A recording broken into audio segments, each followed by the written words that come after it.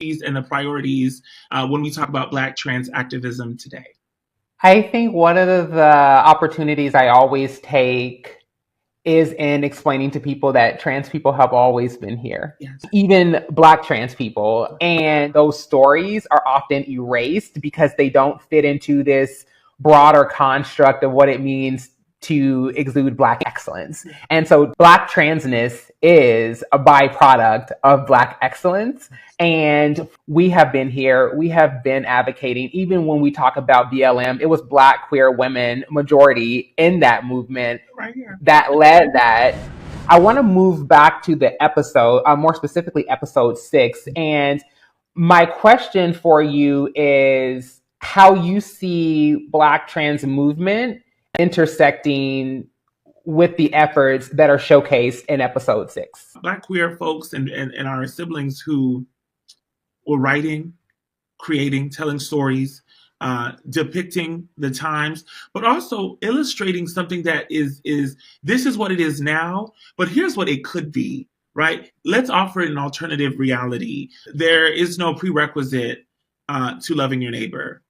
You don't need to have additional skills in order to care for someone and to honor their humanity.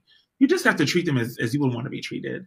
And as simple as that is, it is a very difficult thing for people to achieve. When I think about what liberation as a Black trans woman is, I think it's each second, minute, hour, day, each and every moment that I find safety and security in my own skin, independent of what's happening outside of me. And personally, while I do know that there's so much work that we have to do, the truth is that there isn't a single entity, institution, or individual that has the authority or clearance to have control over how I experience joy. My question to you is, how do you believe the concept of hope has evolved from movements of the past? And what were the realities in following movements that shaped that evolution? So can you draw a roadmap for us of how we found our way moving in that direction? I often reflect around the early 60s and 50s to 60s, 70s movement with civil rights and how important it was for our Black leaders and our ancestors to be able to vote. We know in the 1920s, white women were able to vote, or they were able to successfully change that. And so for us in the 50s and the 60s, that did not come with pleasantries, but still, folks were like, we will not stop.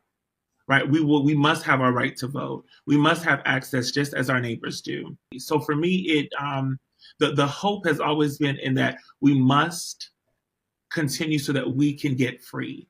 And that desire and that quest for our freedom has not stopped because we're still not all free.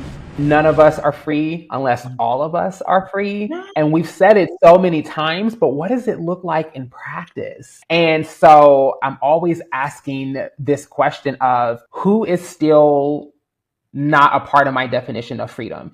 A lot of our own families, and I can speak for myself, I came from a family that was deeply struggling and still struggles with accepting, honoring, somehow still believing that trans people can exist. I believe that because we are able to get free, a lot of people harbor a lot of animosity, a lot of people harbor a lot of pain.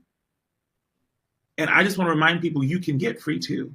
It is not always reciprocal, that understanding about humanity, and that when our trans sisters, our trans siblings are attacked and murdered, there isn't a shared understanding, a shared mutuality of humanity. What does it look like for those who are listening, watching, and they want to show up better for us? How can they do that?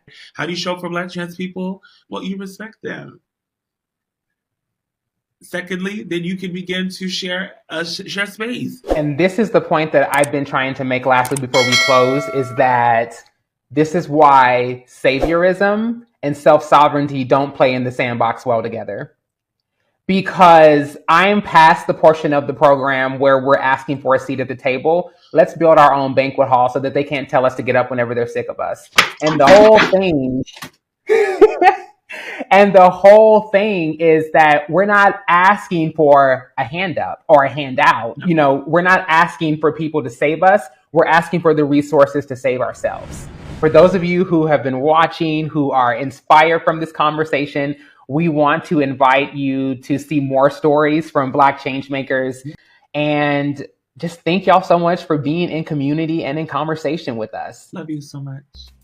Yay! Love. Love you. Bisous.